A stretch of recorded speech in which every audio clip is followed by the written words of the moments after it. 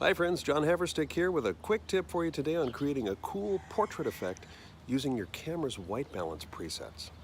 Normally we think of white balance in camera as a way to neutralize a color cast in a scene.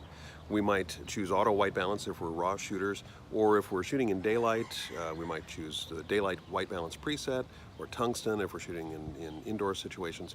But what we're going to do is we're going to use the camera's white balance preset to set a wrong white balance for a portrait.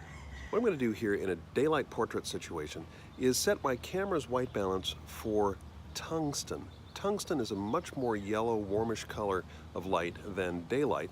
So by setting my camera's white balance preset to tungsten and shooting in daylight, I'm going to get a very, very blue color cast on anything that's lit by daylight.